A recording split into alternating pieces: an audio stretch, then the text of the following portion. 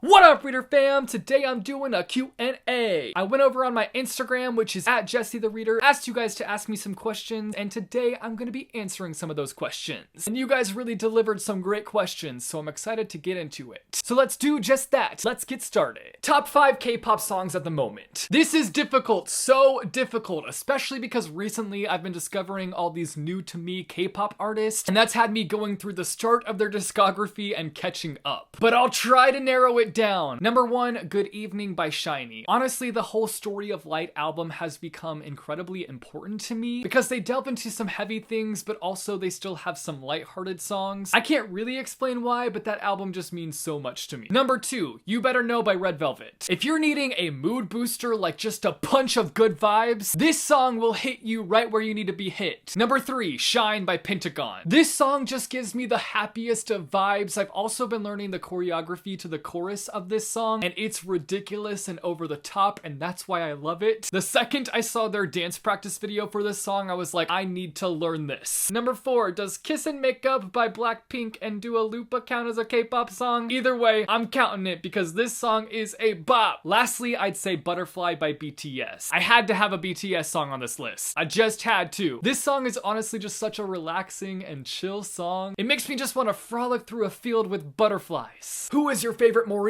Obviously, you're my favorite Maureen. Is this even a question? When will there be a K-pop dance cover or reaction?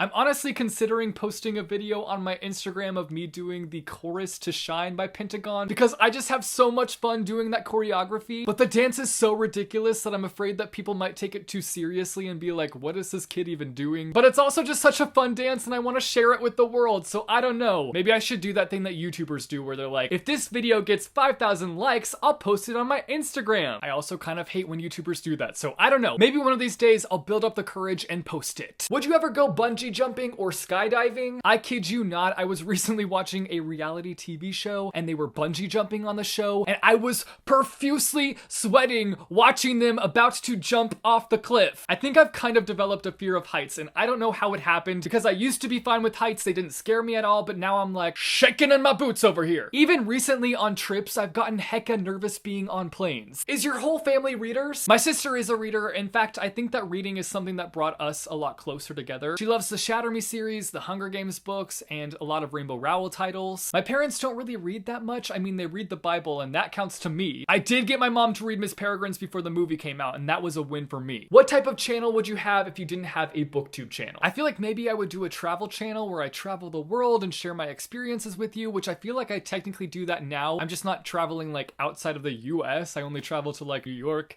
and California, and I share my experiences with you. I just don't do it very often. I mean, I guess you could actually consider my channel to be a travel channel because I travel to a lot of places through books.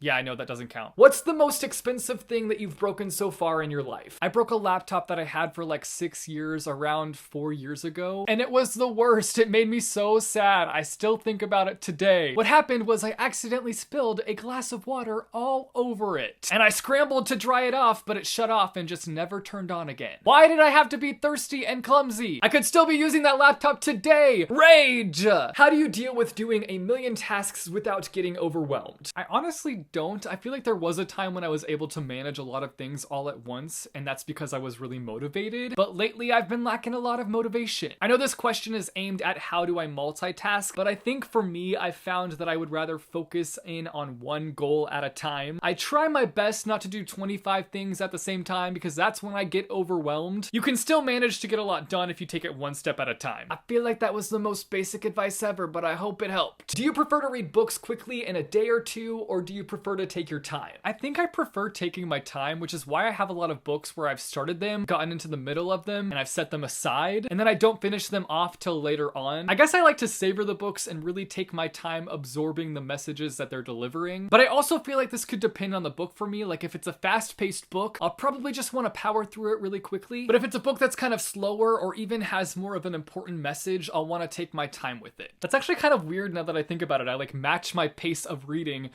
to the pace of the story. What inspires you to be creatively active? This is kind of a difficult question to answer because I feel like if I don't do something creative in my day, I feel a sense of emptiness, like it feels like my day has just gone to waste, which I know isn't true because you need those days off where you're able to kind of fill up that creativity tank and refresh your mind. But I think that's kind of the pull that keeps me creatively active. I honestly feel no sense of purpose if I'm not doing at least one creative thing each day. Do you prefer the US or UK editions of Throne of Glass? I'm obsessed with the UK Throne of Glass covers. They're so much better than the US ones. They all match, they're all white and aesthetically pleasing, and the American covers are trash. They don't match. Especially this new girl, Kingdom of Ash. She really showed up being like, I'm gonna be the one to stand out here. You all can just sit there in your dark color palettes while I shine with my gold jacket. Which book/book series would you like to see be turned into a Netflix series? Six of Crows! Actually, would that be a good idea? I feel like I haven't seen Netflix do a fantasy story that's really stuck out to me, so maybe that wouldn't be the best idea.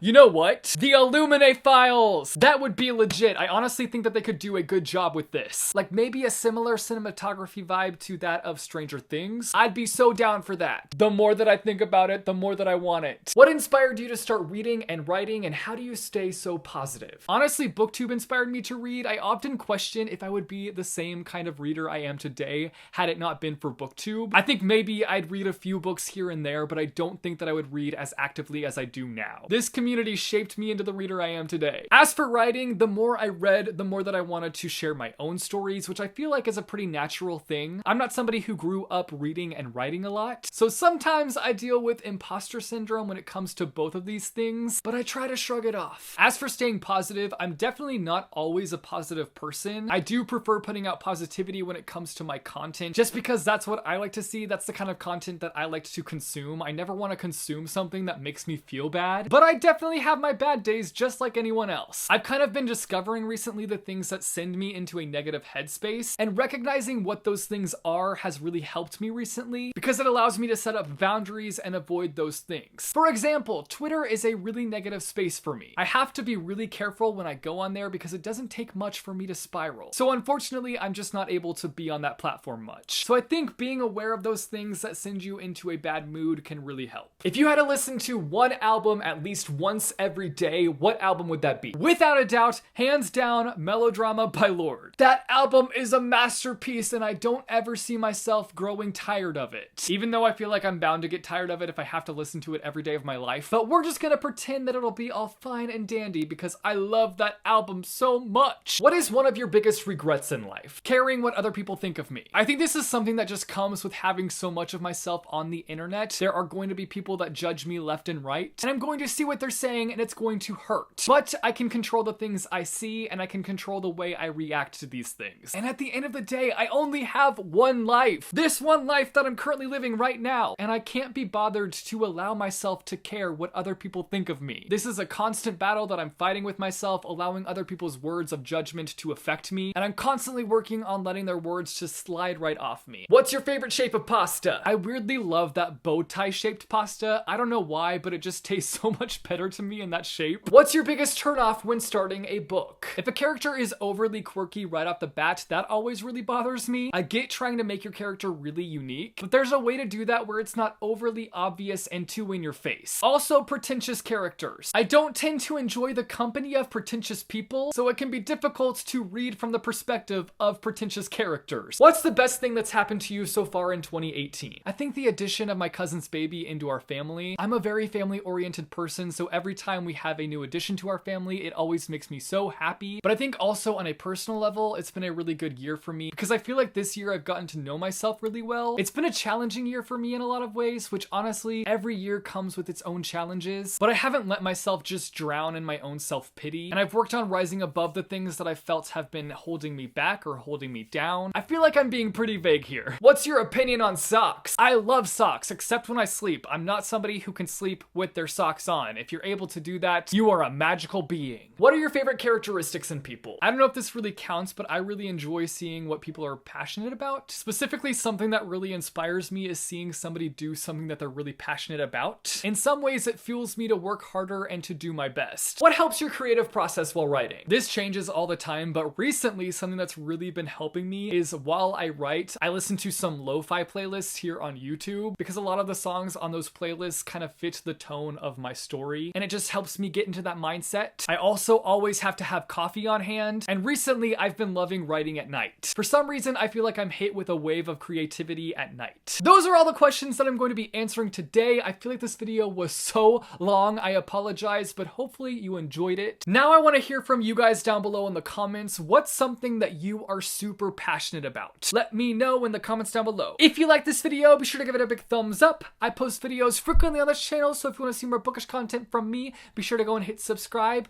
or go and click the little bell icon and you'll be notified every time I post new videos. As always, thanks for watching, guys, and I will see you soon with a new video. Bye, chew.